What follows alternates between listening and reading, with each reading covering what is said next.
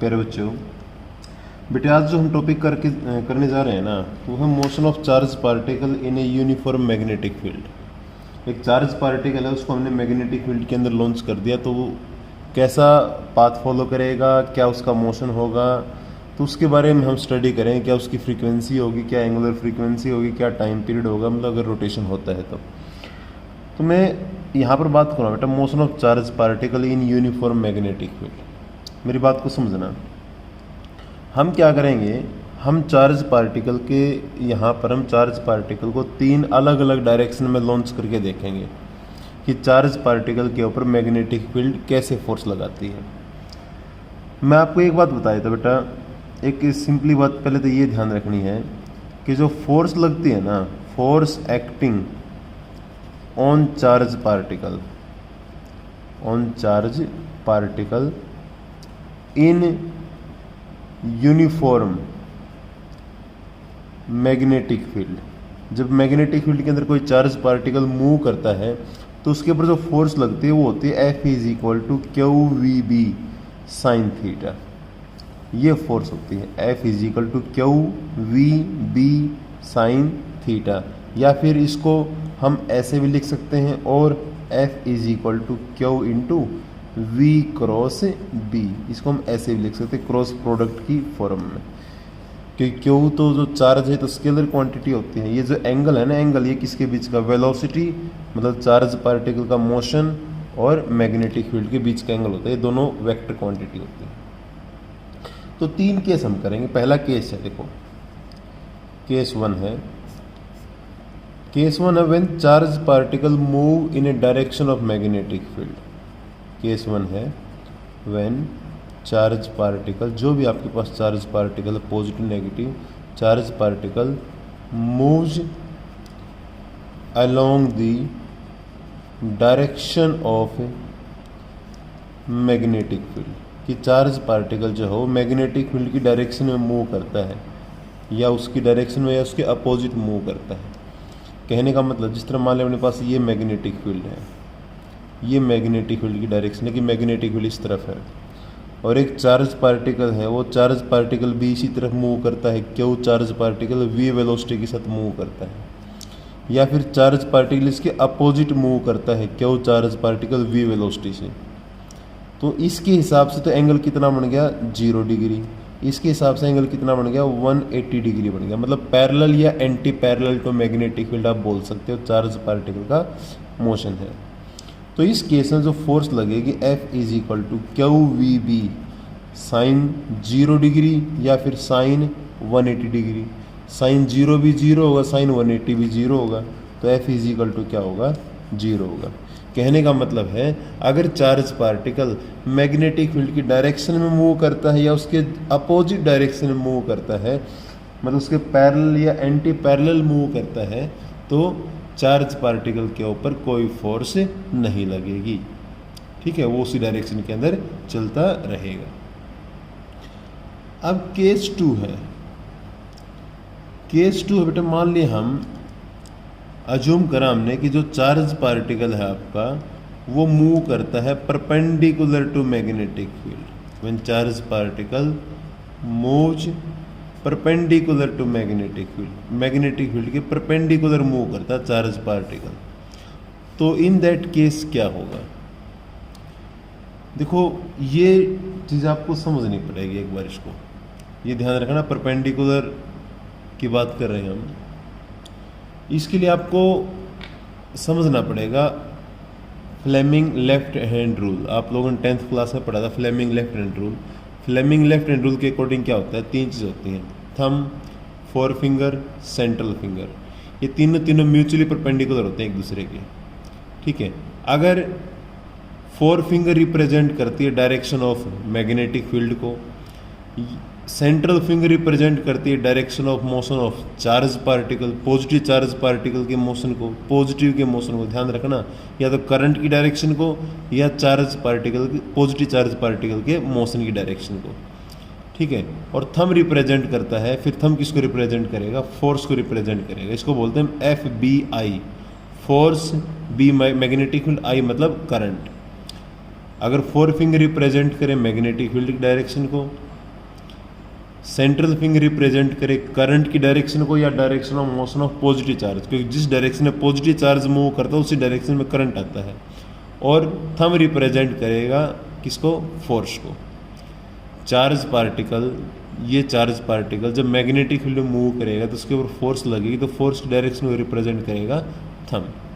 ठीक है, समझो इस बात को। देखो मैंने माना यहाँ पे कि वही चार्ज पार्टिकल जो हो perpendicular to magnetic field move करता है। मैं उसको यहाँ पे बनाता हूँ यही टॉपिक, चार्ज पार्टिकल मूव करता है परपेंडिकुलर टू मैग्नेटिक फील्ड। मैंने ये मैग्नेटिक फील्ड मान लिया, अज्यूम कर लिया कि यहाँ पर जो मैग्नेटिक फील्ड है वो किसी पार्टिकुलर रीजन के अंदर वो डाउनवर्ड मैग्नेटिक फील्ड है। मान लिया अपने पास ये मैग्नेटिक फील्ड है, वर्टिकली डाउनवर्ड मैग्नेटिक फील्ड है। ठीक है, क्रॉस का मतलब होता है डाउनवर्ड, कि मैग्नेटिक फील्ड डायरेक्शन क्या होगी, डाउनवर्ड होगी। ये फिंगर रिप्रेजेंट करती है मैग्नेटिक फील्ड को, तो डाउनवर्ड मैग्नेटिक फील्ड होगी। मैं आपको एक सिंपली बात बताता हूँ। मान लो मैं यहाँ से एक चार्ज पार्टिकल को लॉन्च करता हूँ परपेंडिकुलर डायरेक्शन में, परपेंडिकुलर, कि मैग्नेटिक फील्ड डाउनवर्ड और ये चार्ज पार्टिकल गया इस तरफ, तो परपेंडिकुलर हो गया इसके। तो इसके ऊपर मैं आपको एक सिंपली बात बताऊँ, जब ये चार्ज पार्टिकल मैग्नेटिक फील्ड में परपेंडिकुलर मूव करेगा ना, तो मैं आपको एक सिंपली बात बताता हूँ, इसका जो पाथ आएगा वो पाथ सर्कुलर आता है, सर्कुलर पाथ आएगा। When charge particle enters the magnetic field perpendicular to it, then it will follow a circular path. Circular path क्यों फॉलो करेगा वो बात मैं आपको समझा देता हूँ एक बार। मैंने बताया कि जब भी चार्ज पार्टिकल मूव करेगा मैग्नेटिक फील्ड के परपेंडिकुलर, तो उसका पाथ जो आएगा सर्कुलर पाथ आएगा। क्यों आया, सुनो। जिस तरह ये चार्ज पार्टिकल है, ये चार्ज पार्टिकल मान लें अपने पास क्यू चार्ज पार्टिकल है, पॉजिटिव है, तो इस तरफ गया, तो ये फिंगर किसको रिप्रेजेंट करती है, direction of motion of charge. Direction of motion of charge इस तरफ होगा। ये फिंगर किसको रिप्रेजेंट करती है, मैग्नेटिक फील्ड को। मैग्नेटिक फील्ड होगी डाउनवर्ड, मैग्नेटिक फील्ड तो होगी डाउनवर्ड, ये फिंगर डाउनवर्ड। चार्ज पार्टिकल का मोशन इस तरफ, तो थंब किधर होगा, थंब इस तरफ होगा। इसका मतलब इस चार्ज पार्टिकल के ऊपर जो ये वाला जो चार्ज पार्टिकल यहाँ पे है, इसके ऊपर फोर्स किस तरफ लगेगी, इधर फोर्स लगेगी। ठीक है ना, इस तरफ फोर्स लगी, इस तरफ तो चार्ज चला गया क्यों, उसकी डायरेक्शन ऑफ मोशन हो गई है। और मैग्नेटिक फील्ड डाउनवर्ड है, तो थंब किस डायरेक्शन में, थंब इस तरफ है, सेंटर की तरफ। इसका मतलब फोर्स इस तरफ लगी है, तो इस तरफ फोर्स लगेगी। जब ये चार्ज पार्टिकल मतलब इस तरफ फोर्स लगी, तो चार्ज पार्टिकल कुछ ऐसा पाथ फॉलो करेगा। जब यहाँ पे पहुँचा मान ले चार्ज पार्टिकल, तो यहाँ पे कैसे फोर्स लग रही है इसके ऊपर, देखो। अब यहाँ पर जिसका मोशन है, इसका मोशन चार्ज पार्टिकल का इस तरफ होगा। ठीक है, इस डायरेक्शन के अंदर चल रहा है, मैग्नेटिक फील्ड डाउनवर्ड है, मोशन किस तरफ है, मोशन इस तरफ हो गया, इधर मोशन चला गया। ठीक है, तो थंब किधर होगा, थंब होगा अपने पास लेफ्ट साइड में, तो इसका मतलब जो फोर्स लगेगी इसके ऊपर, वो फोर्स इस तरफ लगेगी। अगर चार्ज पार्टिकल यहाँ पे चला जाएगा तो मोशन इस तरफ होगा, तो फिर फोर्स लगेगी इसके इस तरफ। कहने का मतलब है कि जो चार्ज पार्टिकल के ऊपर जो फोर्स लगेगी ना, वो हमेशा सेंटर की तरफ लगेगी, जिसको हम सेंट्रीपिटल फोर्स बोलते हैं। और वो सेंट्रीपिटल फोर्स क्या करेगी, यहाँ पे इसको सर्कुलेट करवा देगी, इस मैग्नेटिक फील्ड के अंदर रोटेट करवा देगी, जिससे इसका जो पाथ आएगा वो सर्कुलर पाथ आएगा। तो बेसिक बात जो मैंने यहाँ पे बताई आपको, कि अगर चार्ज पार्टिकल कोई भी हो, चार्ज पार्टिकल चाहे पॉजिटिव हो चाहे नेगेटिव हो, चार्ज पार्टिकल एंटर करता है मैग्नेटिक फील्ड के अंदर, उसके परपेंडिकुलर टू मैग्नेटिक फील्ड, तो जो पाथ वो फॉलो करेगा, पाथ कैसा आएगा, सर्कुलर पाथ आएगा, सर्कुलर पाथ फॉलो करेगा। कारण कि उसके ऊपर चार्ज पार्टिकल के ऊपर जो फोर्स लग रही है ना, वो फोर्स किस तरफ लग रही है, सेंटर की तरफ। और वो सेंटर की तरफ जो फोर्स लगेगी वो सेंट्रीपिटल फोर्स के रूप में बिहेव करेगी, जो इसको क्या करा देती है, सर्कुलेट करवा देती है। तो यहाँ पर जो सर्कुलेट करा, इसकी रेडियस मान ले मैंने आर मान ली, मान ले वी वेलोसिटी के साथ चल रहा है ये, तो आपसे पूछेगा भाई वेलोसिटी बताओ, रेडियस बताओ, मोमेंटम बताओ, कुछ इस तरीके के क्वेश्चन आपसे पूछे जाते हैं। तो आप मुझे बताओ, यहाँ पे एक सिंपली बात आप मुझे बताओ, यहाँ पर इसके ऊपर जो फोर्स लगेगी, मैग्नेटिक फील्ड ने जो फोर्स लगाई, force applied by magnetic field, force applied by magnetic field on the charge, charge पे फोर्स कितने लगी यहाँ पे, F is equal to q v B sine theta, theta कितना है यहाँ पर 90 डिग्री, परपेंडिकुलर एंट्री करी है, साइन 90 हो गया 1, तो F इज इक्वल टू है q v B, equation number 1। ठीक है, अब अगर मान लो चार्ज पार्टिकल, अब सुनना ध्यान से, ये फोर्स किस तरफ लग रही है, ये force, this force is acting किधर है, टुवर्ड्स सेंटर, सेंटर की तरफ लग रही है, इधर लग रही है फोर्स, अंदर की तरफ लग रही है फोर्स। ठीक है, तो सेंटर की तरफ जो फोर्स लगती है, बट जो सेंटर की तरफ फोर्स लगती है वो तो क्या होती है, सेंट्रीपिटल फोर्स mv²/r होती है, इक्वेशन नंबर 2। इसका मतलब दोनों फोर्स इक्वल होंगे एक दूसरे के, इक्वल होंगे तो इसका मतलब क्या होगा यहाँ से कि भाई mv²/r इज इक्वल टू क्या होगा, क्यू वी बी होगा, v से v कैंसिल होगा, तो r इज इक्वल टू कितना होगा अपने पास, mv/ में क्यू बी होगा, r इज इक्वल टू mv/क्यू बी होगा। ठीक है, तो ये रेडियस होगी, ये क्या आ गया एक तरीके से, ये आ गया अपने पास रेडियस ऑफ सर्कुलर पाथ जो उसने फॉलो किया है, रेडियस ऑफ सर्कुलर पाथ जो उसने फॉलो किया, किसने, चार्ज पार्टिकल ने, कब, जब वो मैग्नेटिक फील्ड में एंट्री करता है, कितने एंगल पर, परपेंडिकुलर, मतलब 90 डिग्री के ऊपर। ठीक है, रेडियस। अब आपसे पूछे कि वो टाइम पीरियड बताओ, टाइम पीरियड कितना होगा, मतलब उसके रोटेशन का टाइम पीरियड कितना होगा। टाइम पीरियड का मतलब अगर चार्ज पार्टिकल मान ले यहाँ से इस पॉइंट से चला तो वापस मतलब एक रिवोल्यूशन कंप्लीट करने में उसने जितना टाइम लिया उसका टाइम पीरियड है। तो time period is equal to, time is equal to क्या होता है, distance by speed.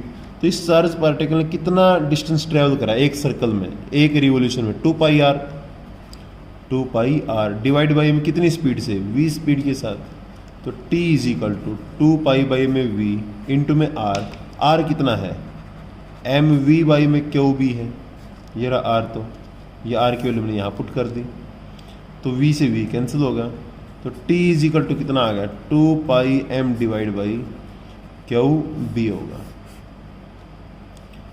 2πm divide by qb। ठीक है, तो ये टाइम पीरियड आ गया।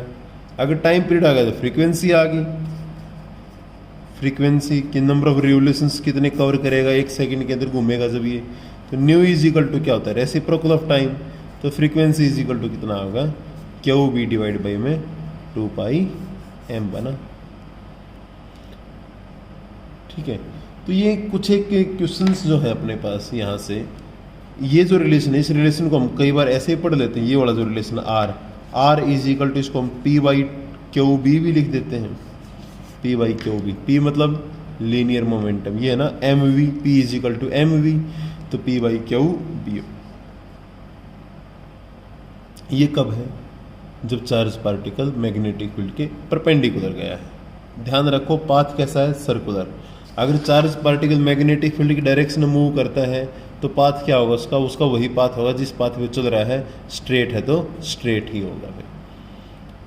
ठीक है, उसमें उसके पाथ की डायरेक्शन चेंज नहीं होगी। अगर चार्ज पार्टिकल मैग्नेटिक फील्ड के पैरेलल या एंटी पैरेलल जाएगा तो उसमें उसकी डायरेक्शन ऑफ पाथ चेंज नहीं होगी, क्योंकि इसके ऊपर कोई फोर्स नहीं लग रही है। यहाँ पर फोर्स लगेगी तो पाथ कैसा आएगा, सर्कुलर आएगा, due to Fleming left hand rule.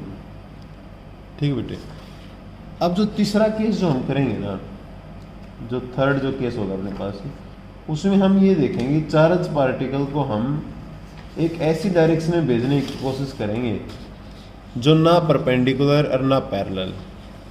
तीसरा केस है हम चार्ज पार्टिकल को लॉन्च करेंगे एट एन एंगल, कोई एंगल मान के चलेंगे।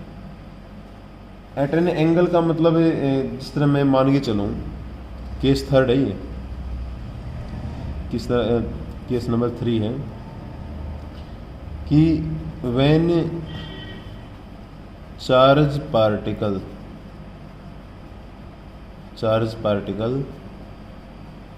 enters in magnetic field at some angle, किसी एंगल के ऊपर मूव करे, ना पैरेलल ना परपेंडिकुलर, मान ले थीटा एंगल पे मूव करता है, तो क्या कंडीशन बनेगी, तो क्या इक्वेशंस बनेंगे अपने पास।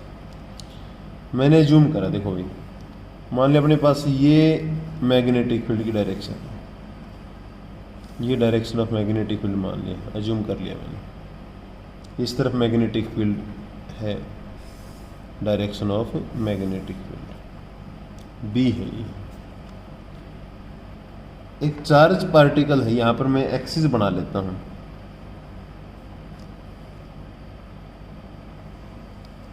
ये अपनी दो एक्सिस होगी, एक्स एक्सिस और वाई एक्सिस। मान लो अपने पास ये एक्स होगी, ये क्या होगी, वाई होगी, इस तरफ क्या होगा, जेड एक्सिस होगी। मतलब मान लिया हमने मैग्नेटिक फील्ड जो है वो एक्स एक्सिस के अंदर है, अलोंग एक्स एक्सिस जो मैग्नेटिक फील्ड है इस डायरेक्शन में है मैग्नेटिक फील्ड। एक पार्टिकल है, यहाँ से हमने इसको लॉन्च करा, ये पार्टिकल मान लिया अपने पास से मैंने लॉन्च कर दिया v स्पीड के साथ, v स्पीड के साथ मैंने पार्टिकल लॉन्च कर दिया, ठीक है, v स्पीड से लॉन्च कर दिया पार्टिकल।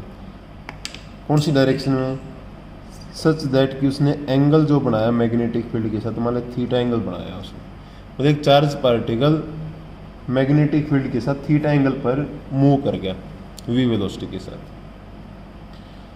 तो यहाँ पर जी आपने ये देखना है चार्ज पार्टिकल का पाथ कैसा आएगा। तो आप ये देखो, सबसे पहले तो यहाँ पर इस वेलोसिटी के दो कंपोनेंट हैं, एक कंपोनेंट इस तरफ आएगा, इस तरफ जो कंपोनेंट आएगा वो होगा v कोस थीटा, एक कंपोनेंट इस तरफ गया वो होगा v साइन थीटा, ठीक है, पैरेलल कंपोनेंट परपेंडिकुलर कंपोनेंट। आप मुझे बताओ यहाँ पर जब चार्ज पार्टिकल मूव करेगा तो कौन सी वेलोसिटी की वजह से उस चार्ज पार्टिकल के ऊपर फोर्स लगेगी।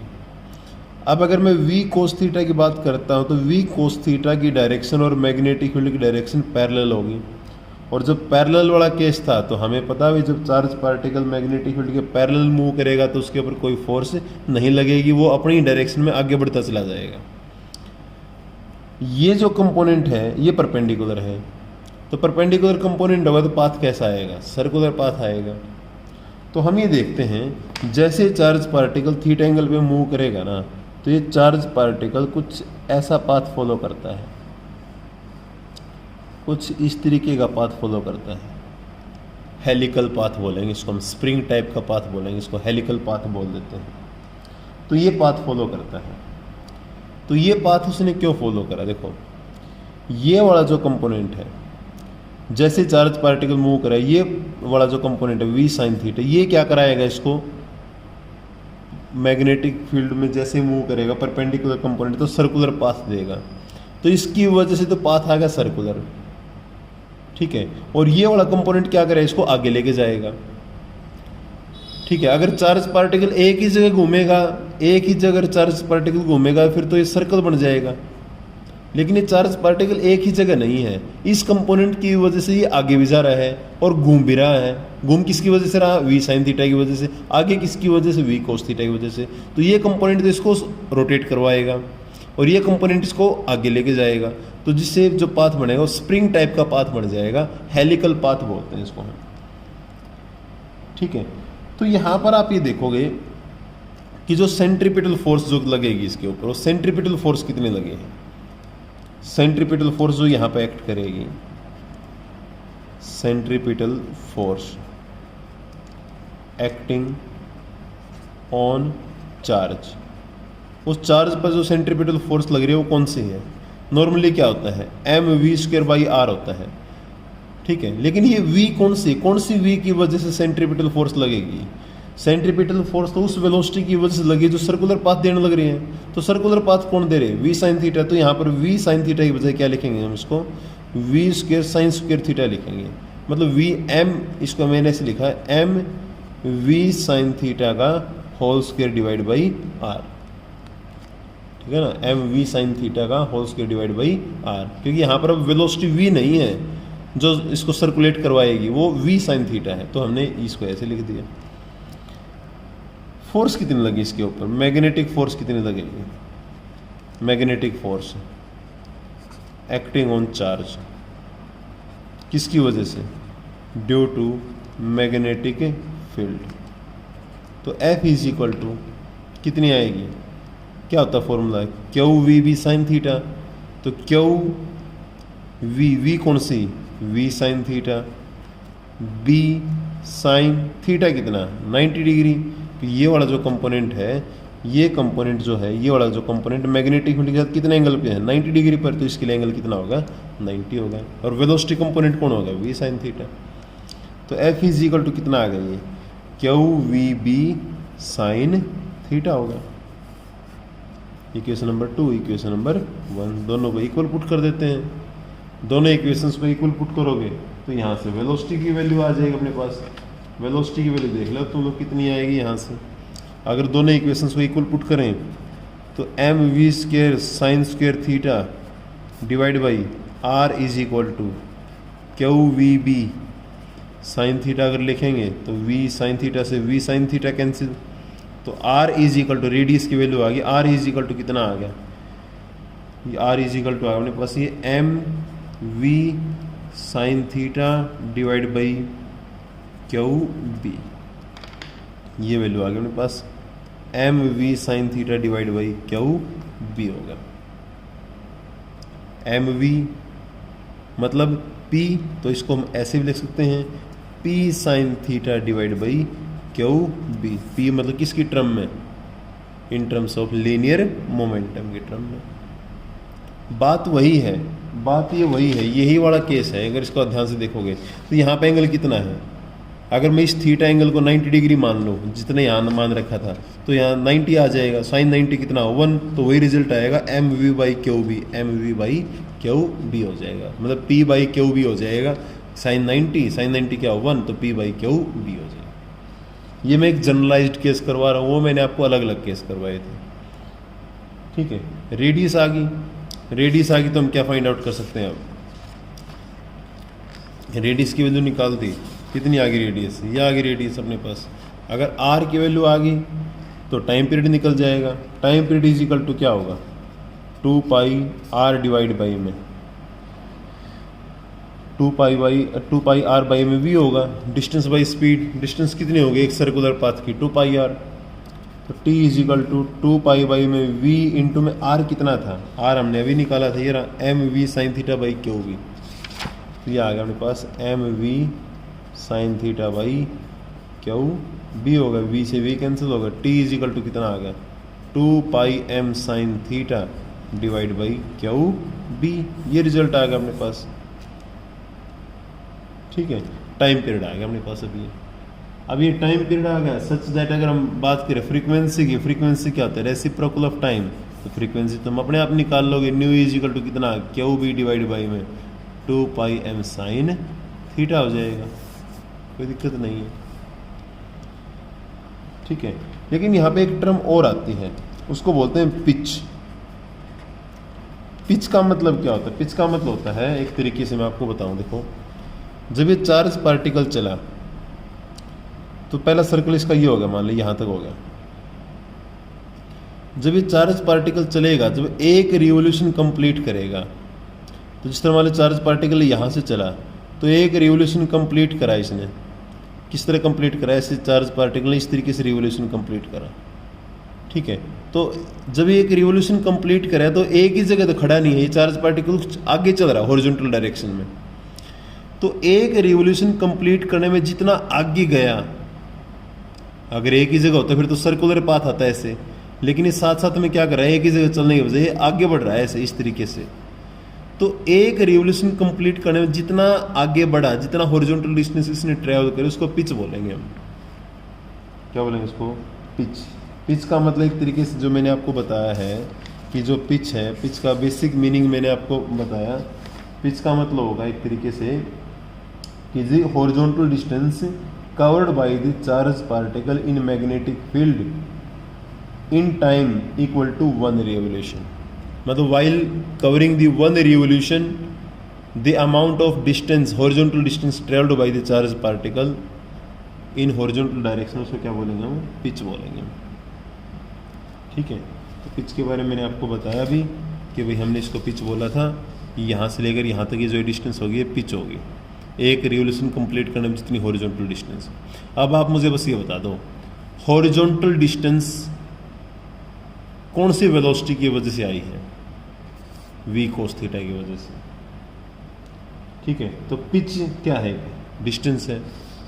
तो पिच एक डिस्टेंस है, ठीक है, d मान लिया हमने।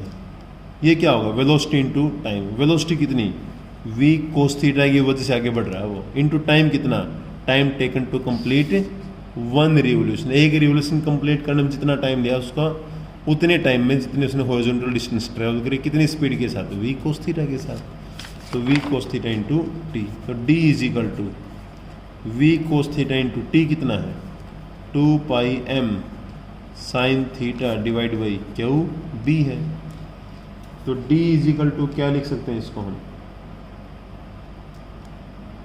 इस केस में जो अपने पास जो ये वाला केस बना, तो कितना आ गया अपने पास? ये 2 pi m v sine theta cos theta by में क्यू बी हो जाएगा।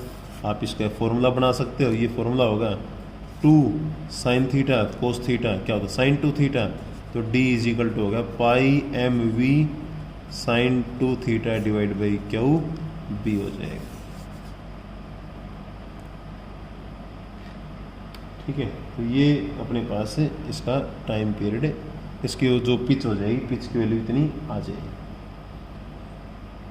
ठीक है बेटे, तो यहाँ से जितने भी जो रिलेशन हम लोगों ने करे, ये रिलेशन काफ़ी इम्पोर्टेंट है। आप लोगों ने इसको करना है अच्छे तरीके से, टॉपिक्स इसको आप कवर कर लेना। नेक्स्ट टॉपिक हम बाद में पढ़ेंगे।